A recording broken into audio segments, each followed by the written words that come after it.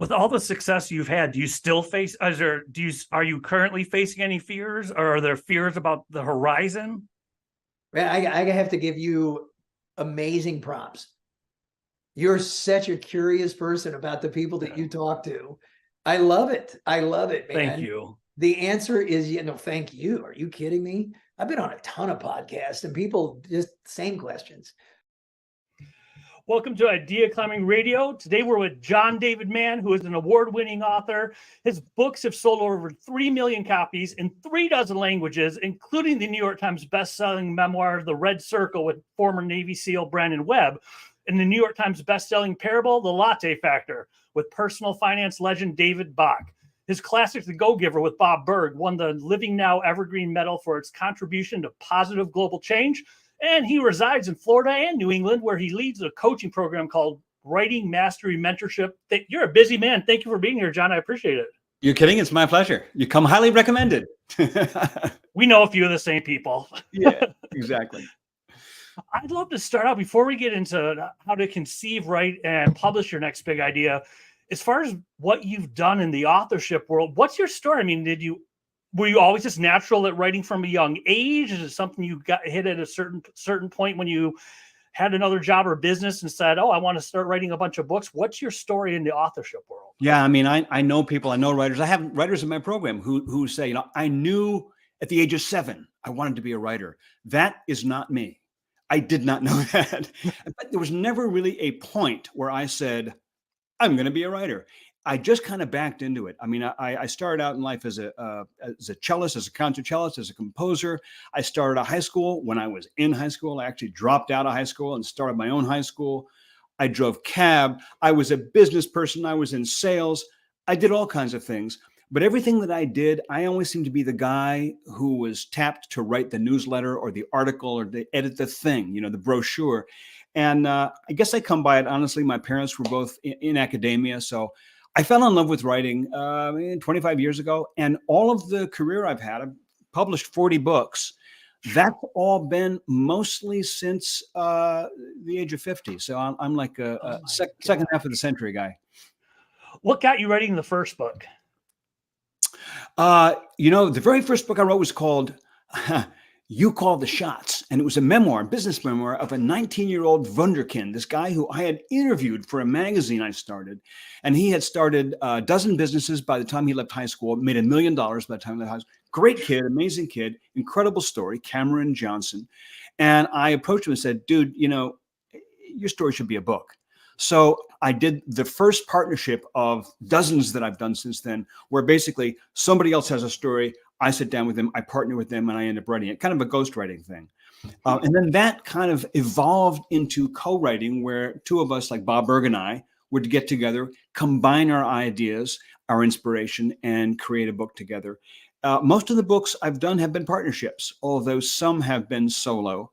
And yeah, I have, a lot of interest in a lot of different subjects. Well, 40 plus subjects, apparently. When it comes to someone having a big idea in the conception phase, where do they start? Is it starting by journaling? Where do they start knowing where they want to end up doing something?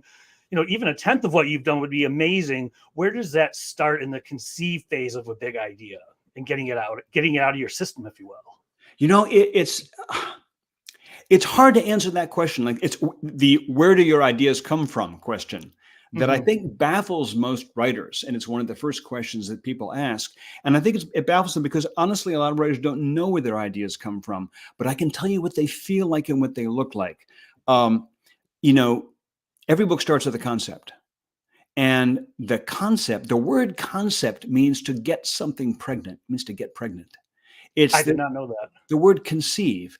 And a concept is when really what a concept, the anatomy of a concept of a great concept is when two dissimilar or even opposite things or unrelated things smash together, kind of like atomic fusion. That's what a conception is, a sperm and an egg, right? Kaboom, conceive. And so, for example, a kid goes to boarding school is not a concept. It's a thought. It's been done. Charles Dickens did it 1,000 times. It's like, but a kid goes to wizard school. That's Harry Potter, right? A serial killer on the loose. This is not a concept. This is like, yeah, it's an ingredient. A serial killer on an aircraft carrier. That became my first novel, Steel Fear. It's being made into a TV series now. That was a great concept. I give all credit to my partner, Brandon Webb, who's a Navy SEAL. He had that concept idea because he experienced something related to that. That's what a great concept is. You take the same thing for entrepreneurs, not just writers. Any concept for a great business is you taking two things that nobody ever thought of combining before and smashing them together. Give you a great example. The novel The Chain. The novelist Adrian McKinty had written dozens of great novels, but he hadn't gotten a lot of acclaim. He had this idea for a novel, which is your kid is kidnapped. Okay, your kid is kidnapped. It's exciting, right? But we've seen it 1,000 times. He combined your kid is kidnapped with chain letter. Like, your kid has been kidnapped. If you want to get them back, if you want to see them alive again, you have to go kidnap somebody else's kid and show proof of life, and then we'll get your kid back. It's like, holy cow. Don Winslow called it Jaws for parents. It was a terrifying concept. And the book just blew the socks off everybody. It was one of the best-selling books of 2017. It was huge success.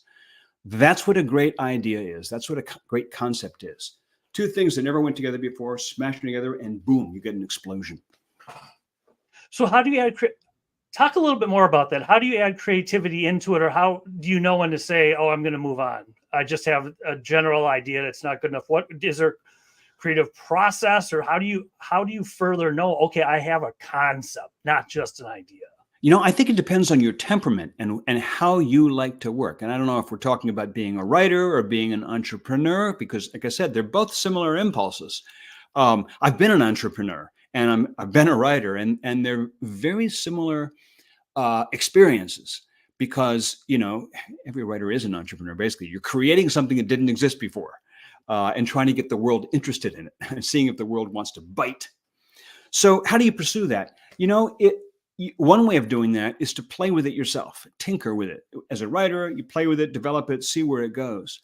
Another way, though, is to bounce it off a good sounding board. You know, try your idea out on people close to you who are going to tell you the truth of what they think. Entrepreneurs know this really well. They know that when you get a great idea for a business, you got to bounce it off somebody and see. A great idea will make people go, oh, I want to know more about that. Or, oh, you got to do that. A so-so concept will land with a thud. Not only land with other people, but land with yourself too. A great concept has kind of a crackle to it. You can almost feel it. The thing is, I don't entirely trust myself. So I try ideas out on myself, but I also like to try ideas out on my wife and on a couple of my best friends, people who know books and can tell me, yeah, that's got snap, crackle, and pop, man. You got to do that. So once you get a good concept based on what you just said, and I love the parallel of writers and entrepreneurs, because that's both people who will be listening. Yes. What comes after? Okay, I've got the concept. I've bounced it off people. I love the idea. They love the idea. It's a concept here. What comes next for writers and entrepreneurs after, okay, I've got it. What do I do now? Okay, so it comes down to a single word, which I'll get to in 1 second. But let me use the example of The Go-Giver. This is the book that I'm probably best known for, simply because it's had the most exposure and most readers. Bob Burg, my buddy Bob Burg, came to me with an idea, a concept. It was just, I credit Bob totally. It's his concept, which was basically, you know, you could say, it's good to be a giving person. Yawn, right? That is not a book. That's like a homily. That's half a homily on Sunday morning, right? But being a giving person can make you stupendously successful. Whoa, what? There's a cognitive dissonance there, the same way there is for any great concept. And Bob had this idea about a book, instead of being a go-getter, being a go-giver. And he had an idea for the start of a little parable about that. So cool idea, got a concept, excellent concept, ready to go. What do you do with that, as you ask? The recipe for a successful book, the successful book equation, is three things: a compelling concept, a great concept, expert execution, and radical exposure. And we'll talk about all three. We got great concept. Next, you need expert execution. And the word it comes down to is excellence. It's just excellence. Like you have an idea for a business, the execution of that has to be first class for the concept to get a fair test. It's the same with writing a book. Bob and I put together some ideas for the book. I started doodling on my computer. I drafted a few chapters. I sent it off to him. He loved it. He thought, cool, keep going. I kept going. In 6 weeks' time, Mark, we had this thing kind of fleshed out. We had a manuscript. We got it to an agent that I knew through a friend of a friend who took it to New York, who shared it with publishers, and they all said not interested. We got 22 no's. And you know what? They were right. You know, the moral of a story like this, like the chicken soup for the soul story or the Kentucky Fried Chicken story, everyone's heard these stories where the inventor had to be persistent and get no after no after no after no after no until somebody finally said yes. And you think that the moral of the story is keep knocking on doors. That is not the moral of the story.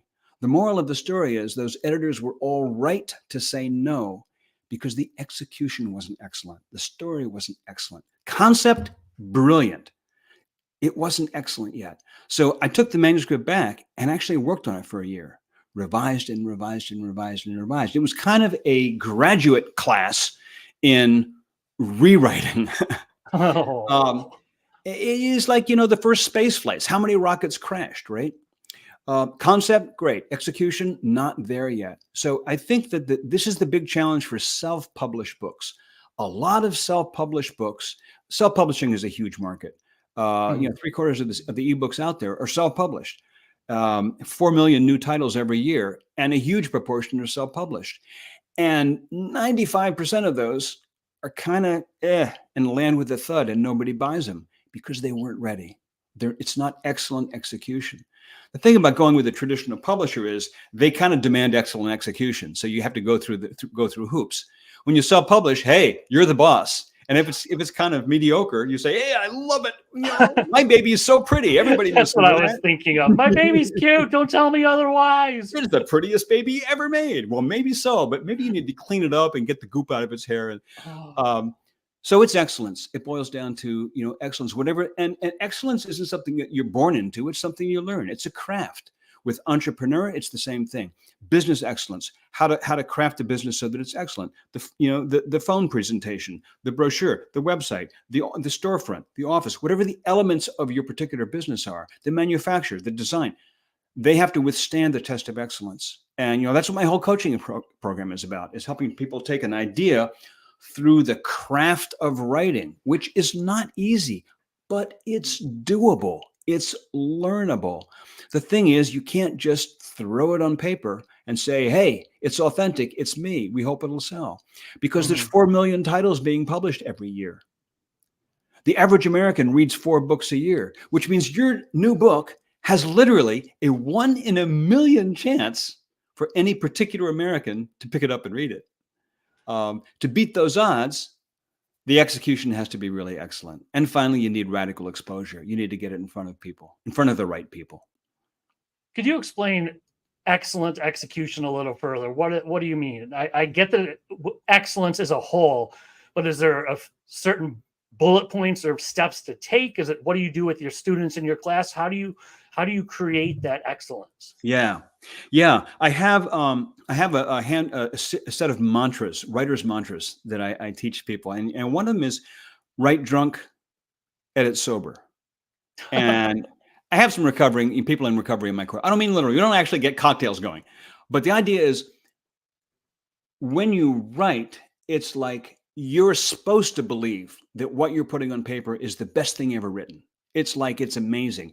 All the stuff we've heard leadership people tell us for years, personal development people tell us for years, like nobody knows, you know, nobody understands what your dream is better than you do. Do what you love and the money will follow.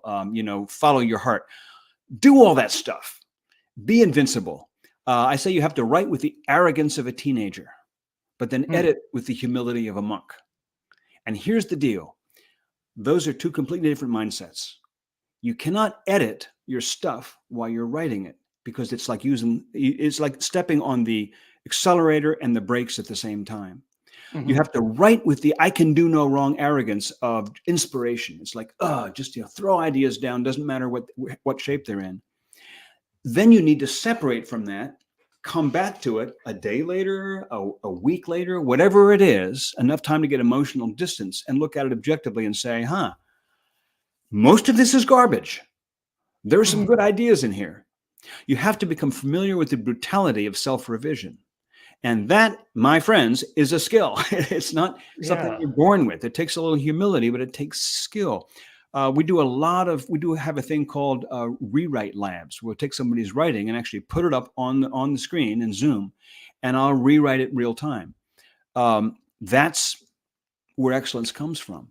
But the problem is what most people do when they try to write is they start writing, and the moment they got something on paper, like a paragraph, a sentence, they start tinkering with it and editing it and improving it. You can't improve while you write. It's like working on your car while you're driving down the highway at 60 miles an hour. That doesn't really work. You're going to go get it up in the lift later to work on it. Right now you're driving. Don't crash. So just write. Get in there and write. You can do no wrong. Later, you're going to revise and rewrite and learn those skill sets. Well, for the revision and the rewriting, do you recommend that people do, if they possibly can? I mean, there's so many sites out there where you can find freelancers. Do you recommend they have somebody else do it as a general rule, or where does that stand as far as your advice? You can do your own rewriting, or you should have someone else at least put an eye on the editing. Yeah. Where do you stand? Yeah. Stephen King says he learned his first major lesson about writing from his boss at the local newspaper where he was in school. He was at his first job. And the lesson was, you write your first draft with the door closed and the second draft with the door open. And what that means is when you're writing yourself, don't show it to anybody. When you're writing your draft, the same thing could be true for an entrepreneur. When you're conceiving of your business, don't get any input, don't get any ideas, don't get any perspective. Just stay in your bubble, because that's where inspiration and creativity ferments. Once you've got it kind of set on the plate, which in the writer's case is the first draft, then open the door and let in trusted judgment of a handful of people that you trust. To answer your question, I think you need both. I think you need to learn the rewrite skills yourself, take it as far as you can, and then once you've taken it as far as you can yourself, put it in a drawer for a week and then hand it to an editor, to somebody who's actually a pro, and get their, if not their complete reworking, at least get it what they call a manuscript assessment, which is let them tell you. A good editor will always tell you first what's great, and then tell you what sucks and what has to go and what you have to throw out, what you have to rewrite, and what it needs. It's kind of like how you are with your kids. You always want to start by telling them how great they are, and then say, when you hit your sister, I think you could have handled that better. But first, you got to tell them how great they are, right? That's what a good editor will do, because when you write, you're bearing your soul and you're very vulnerable. Everybody is. It's the nature of the beast. But I think, to answer your question, I think you need to practice the skills on your own writing. And part of the way you do that is reading great stuff in the same genre that you want to write in. So when you get the product edited and in a more digestible format, could you navigate some of the publishing waters that you've gone through with New York, getting all those rejections?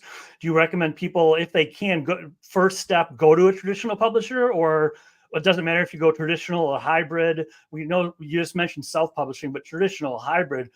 What do you recommend people do ideally in an ideal situation if they can? Right. So there's really two paths. There's self-publishing and there's traditional. And you mentioned hybrid. Hybrid is sort of neither one. Hybrid, people say it's really a combination of both. It's actually a combination of neither kind. When hybrid is actually your self-publishing. I am not a huge fan of hybrids. They used to be called vanity press. I don't recommend hybrids in most situations. In some situations, a hybrid publisher, so-called, can be an effective path. It's going to cost a lot of money, and you got to have a really clear idea of what you're doing. But in most cases, you want to go either traditional publisher or self-publish. And which one's better? They're sort of apples and oranges. They can both work. And there's a lot of misunderstanding about that. A lot of people think, well, self-publishing is going to be easier. Like, I don't know if I can, cut that hurdle, jump through all those hoops for traditional. Self-publishing is going to be easier. Well, maybe. It's easier to produce something that's kind of crappy when you self-publish. But to produce a book you're proud of, it's not actually any harder either way. Ease of use is not the criterion here. Often people are told you'll make a lot more money if you self-publish. Yeah, not necessarily. That is actually not really true. It can be if you sell them out of the back of your van or out of in the back of the lecture hall, you'll make more. But if you really want to sell any number, it's not necessarily true. So let's describe the two paths real quickly. If you're going to go traditional, then really typically you need an agent. You can't go approach one of the so-called big five publishers, Penguin, Hachette, Harper, and so on. You can't go to them and say, hey, you want to buy my book? You need an agent. Is an agent worth it? Absolutely. What an agent does, an agent knows not only all the companies, but all the individual acquisition editors and the people on the staff and what they're looking for and what they've done in the past. And they know the ropes. They will help you since they get a percentage. They're highly motivated for your book to do well. They will put you in front of the best possibly designed situation, best people to be likely to get to take your book, to want to work with your book. When you self-publish, you don't need an agent. You just publish yourself. I think the biggest advantages of going with a publisher are that a good publisher will completely handle the cost of production. You don't pay anything with a real publisher. You don't pay a penny. They take care of all the cost. They take care of all the responsibility of production, the cover, the printing, the interior design of the book, etc., getting it, out to the world, distribution. And they will also market the book to the trade, which means to bookstore chains, to reviewers like Publishers Weekly or Kirkus Reviews or people like this, and to libraries. Those are very difficult to get in yourself. When you self-publish, it's very difficult to market to the book chains or the libraries or the professional reviewers. So you kind of lose that if you self-publish. What you gain when you self-publish is a certain amount of control, like creative control, the cover, the design, the title, it's all up to you, right? Control of pricing, which can be a very important thing because if you want to, do a 1 week sale or a weekend sale or a 1 day blitz sale, flash sale, and these can be really, really effective ways to market your books. You're the boss. You can drop the price however you want. You can revise it and put a new one out whenever you want. There's a lot of control there. And so that's very attractive to people. But, either path are highly workable. For a first-time author, what do traditional publishers want to see? Is there certain social media metrics, mailing lists? What do they want to see or expect to see that people should know about before, going through the trouble of getting an agent, banking on a traditional publisher? Do they have checklists of expectations? They do. Absolutely. And it's a little hard to know exactly. It's kind of like trying to understand the Colonel's fried chicken recipe. It's hard to know exactly what it is. I'll tell you what everybody says it is. Is that publishers are looking for your platform. The truism, and that word means something that isn't really true, by the way. The truism, the line is that if you're writing fiction, what counts is the quality of the fiction. That's all that matters, is the manuscript. If you're writing nonfiction, like a how-to book, a memoir, and so on, then what matters is your platform, which means how many readers can you, the author, reach? How many books can you sell? If you're a celebrity, if you're Oprah Winfrey or you're Donald Trump or you're whoever, then you got a platform, right? You have a lot of recognition in the world. If you're a teacher or a marketer and you have a lot of people, coming to your workshops, if you have multiple speaking engagements a year, if you have a way of reaching large numbers of people who have already shown an interest in your stuff, that's what publishers like to see. The truth is Even if it's fiction, publishers want to see that too. The market is more and more and more competitive. So one thing they want to see is, do you have a following? Do you have a reach? Do you have a popular website? Do you have, you asked about social media. Publishers, for some reason, are impressed by big social media followings. I don't really understand why that is, because the truth is a big social media following doesn't mean you're going to sell books. Nope. Because following doesn't mean engagement. What matters is a highly engaged audience. Like if you have 1,000 people who are really engaged with your newsletter or your monthly musings or whatever it is, that's worth more than 50,000 followers on Twitter who just like flick through their phones and they're never going to buy anything. You're not going to buy your book. I work with guys with 1 million followers, and they don't sell any books. It doesn't. So social media following isn't as much of an asset as it sounds like. What is an asset is engaged mailing lists. Your email list is the very, very best marketing asset you have as an author.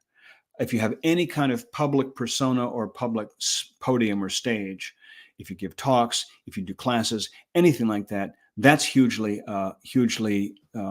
valuable as well. So one of the first things you can do as an author, even before you have a book done, is start building that platform, building it. It doesn't have to be huge, but it has to be active. And you have to show, a publisher wants to see that you, the author, are going to be an entrepreneur and intimately involved and engaged in the process of finding your readers, finding your readership, and getting your book out there.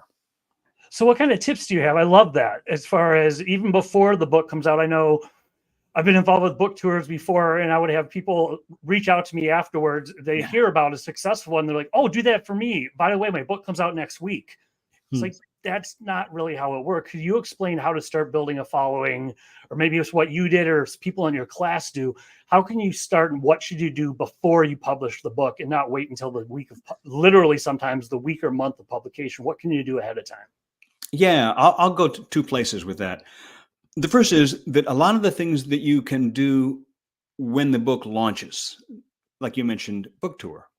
A physical book tour can be really valuable because you get out face to face with people, and it may seem like it's not nearly as effective to get face to face with 15 people as it is to send a tweet out to 150,000. But actually, the store face to face is more powerful. Book tours are particularly powerful when they're local, unless you're really well known, and then national it can be fine. But it's a lot of effort, and it's not typically a huge amount of return. A podcast tour is virtual. You don't have to leave your house. It's a lot easier. You can reach a lot more people, but it's not as powerful as meeting face to face. Trade-offs, but they're both great to do. But here's my point. You got to lay the foundation for those months ahead of time. You got to be making your list of podcast hosts and reaching out to them and contacting them, 6 months ahead of time, if not more. A lot of the bigger podcasts schedule like 8-9 months ahead. Same thing with book tours. If you want to go to bookstores, you have to build a relationship with those bookstores, and it is a relationship, not just a cold call. And so that is something you want to be doing months and months ahead of time. However, there is none of these promotional efforts, book tours, podcast tours, interviews, media, whatever, none of that, or your launch event in your hometown, none of that holds a candle to the real marketing powerhouse for an author, which is your email list. Building your email, authors universally know that building your email list and engaging with it is the single most powerful thing you can do to create a powerful book launch. And you've got to be doing it way ahead of time. Certainly 6 months, better a year. And, it's like you start to build that list. You get some kind of regular communication out to people that connects with them authentically and personally and meaningfully, gives them value, whether it's monthly or weekly or fortnightly or whatever it is that works for you. And you keep them engaged. Then when it comes time for your book launch, they're already there. They're your people. And that's really the number one marketing asset that you have as an author. And anybody can build that. You don't have to be famous. Well, you mentioned podcast tours. I'd like to go back to that a little bit. Yes. I know I've experienced some of the more experienced guests have one-pagers. that they send you with tips, tricks, Yeah. things like that. If someone is listening or watching and they realize, oh, I do want to be a more podcast. Is there a recipe for the one pager? I mean, what should you be bragging about? What should be on that is to make you a attractive podcast guest? I mean, it kind of depends upon what you have that you can load onto that page. But I agree, having a one page is a great thing.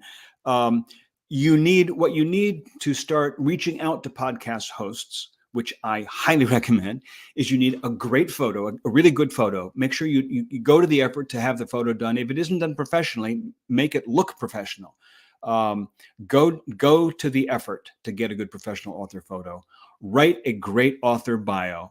In fact, you probably need to create at least 3, a medium-sized one, a really short one that's like 25, 30 words, and a fairly longer one that's maybe 70, 80, 90, 100 words. Because people have different requirements, but you need to have a set of bios that kind of give the highlights of your accomplishments, especially as related to your book, and also something personal, something interesting about you.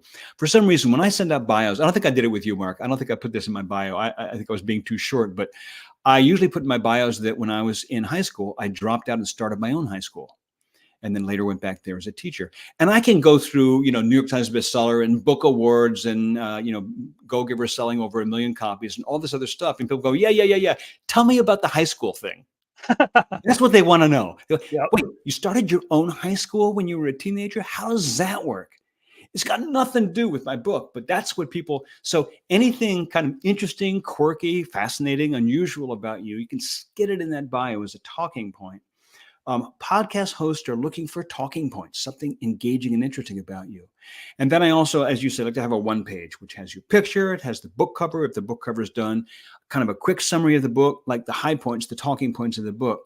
Remember that what you're creating is a tool for the benefit of the podcast host. You're doing them a favor. You're trying to make their job easier. You're giving them material that makes it easier for them. A lot of podcast hosts are way too busy to prepare far in advance. And if you give them kind of the whole story in little bite-sized pieces, they will be so grateful. And you don't want it to be longer than a page. You're absolutely right. So with what you've done with the Go Giver and other books, I love to start to close it up a little bit with, okay, your book comes out, it sells whatever amount that it sells. What do you do to increase the longevity of your book, if you will? Because I know some people put it out, they do their big, the 72-hour sale, friends and family buy it the same hour on Amazon, they get the blue sticker, poof, I'm a bestseller. Okay, bye-bye, I'm gone. Yeah. What would you suggest people do after publishing a book to keep it, the right word I found is relevant and on an ongoing basis and not just be a flash in the pan, up, spike, done? Yeah. Actually, it's pretty simple. It is one simple thing you can do, and that is make sure that you've co-authored with Bob Burg. Let's say we could just call Bob up. Why not? Hey, just call him. He'll answer. No, I mean, Bob has been an animal about, he's wrapped his whole professional life around that book, The Go Giver, and he's just done talk after talk after talk after talk. And he's on social media every morning. Every time anybody anywhere on the planet mentions Go Giver, Bob is there within 60 minutes answering, saying, thank you so much. I so appreciate that. That means so much to me. He's just an animal on social media. I can't do that. It's not my temperament. I'm busy writing. So I do my best to keep up. But yeah, and it's interesting because a lot of books they come out, there's launch week and then they kind of go kaboom. And I am always going for the long haul, what they call the long tail, I guess. Mm-hmm. You mentioned the Living Now Book Award, the Evergreen Medal that Go Giver got. We got that medal, I think, in 2017 or 2018, a decade after the book came out. We won this award for positive impact on global change. But that's because the book came out, it did really well right away, but then it kept doing well. And that's really unusual for a book, and it's every author's dream. I've got a handful of books. Most have not done that. Most of my books have not been evergreen like that, but a handful have. I think that part of it is the design of the book itself. There are books that, by their nature, tend to be forever books. A book like The Alchemist, right? Oh, yeah. Or Rich Dad Poor Dad, or there are books that kind of have this. That you're going to be picking this up in 20 years and recommending it to somebody. And so books that are much more timely and topical, they may come and go more easily. So part of it is the design of the book, but a lot of it is establishing a connection with your readership and fostering that connection. This is what Bob does in social media. He really connects with the readers of the book. And of course, he does it also through giving professional talks, traveling to cities and giving talks there, giving go-giver-based seminars and workshops and so forth. But really, if you traditionally publish, your publisher may do a lot, may do a little, but they will do something to help market your book. That help will almost always come to an end a month after your book is out, because they got to move on to the next book. They're busy and you're done, man. That isn't completely true. And I'm working with a small publisher right now that has astonished me by a year later, 2 years later, they're actively engaged in us still, which is great. It's very unusual. But mostly you as the author, it's up to you to keep the book alive. And I think it's really important to do. You mentioned the blue sticker and the Amazon. A lot of people put tremendous energy into achieving the status of Amazon bestseller, but Amazon bestseller doesn't actually mean that much. It doesn't mean anything in terms of money. It doesn't really mean anything in terms of impact, because it could be that 14 people bought your book and it happened in that subcategory of a category of a subcategory. That 1 hour, you happen to get to the top of that tiny list because 14 people bought it during that 60-minute period. Big deal. Exactly. The only thing it really does is it gives you bragging rights. And to me, the bragging rights are hollow. I never put Amazon bestseller on any of my books because it's not that meaningful. What is meaningful? You have to decide what's meaningful for your book. There are books I know, friends of mine who've written books that have never sold more than 1,000 copies, but it has had a huge impact on their life and their community and their family and their friends and their life. And that's awesome. To me, what is more meaningful than the number of book sales is the number of reader reviews on Amazon, because that's impact. I mean, I get to see people are actually reading it and it's making a difference for them. I mean, you need to decide what your metric for success is with the book. But beyond the month or two of the launch of the book, it's really up to you to create an ongoing sort of support system for that book, so that you're continually in contact with the people who are your readers and they become your ambassadors because of it. This is a big part of that mailing list you were talking about. I mean, is it mostly the mailing list you said so far, and Bob on social media? Are there other ways to stay relevant and keep things going, or is it the mailing list and social media is the bulk of it? I mean, there are some books that are that lend themselves to being serious. And, for example, fiction, obviously, if you're writing like crime novels, like my 3 thrillers, I have a series of 3 thrillers, the Chief Finn thrillers: Steel Fear, Cold Fear, Blind Fear. There are other fears in the future. It's being made for a TV show now, as I mentioned. When you have a series, then your people start looking forward to the next one. The Go-Giver has a whole series of books out. The most recent was The Go-Giver Marriage, which my wife and I wrote. And so people who know The Go-Giver, anticipate that. But you can't make every book into a series. But you can cultivate your readership and keep in touch with them and engage them, and they'll be looking for your next book, whatever it is, series or not. So that is, and when people buy your 3rd book and they love it, if they haven't read your first 2 books, they're going to go back and read them. That's called backlist. So the best way you can keep old books alive is to put out new books, promote them, and have your backlist in that book and have it very alive on your website. Then, as you say, mailing list, engagement with your readers is great. Book tours, podcasts, all the ways that you originally promote your book, you can find ways to continue to do that on some scale. Keep it alive, keep it alive, keep it alive. Obviously, if you can do any kind of teaching or workshop or counseling or coaching based on your book or related to your book, that helps to keep the book alive. Yeah. Well, we've covered a lot of ground in a short period of time. When it comes to authorship, with everything we were talking about, if you were to tell people, above all, if you're going to do, if nothing else, at least do this one thing. Just do this one thing the right way. What would you, of all of that, what would you say is top of mind? Is just at least do this. What would you tell them to do?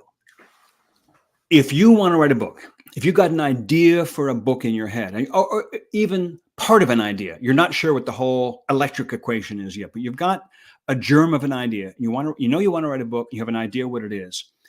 Go to your favorite bookstore physically, not Amazon. Go to your favorite, walk into the building, your favorite bookstore, find the shelf where your book is going to sit. Find the specific spot on the shelf where your book, find the alphabetical by author, find where your book is going to sit. Then on that shelf, that genre, that category, pick out at least 6 books that you admire or that you want to read and narrow it down to 3. Get 3 books, walk out of the store with those 3 physical books. I don't care if you're reading Kindle, walk out of the store with those 3 physical books, go buy them, don't steal them, and take them home, read them all cover to cover, and then read them again and ask yourself, how did they do that? How did he do that? How did she do that? What makes it so powerful? What makes it so moving?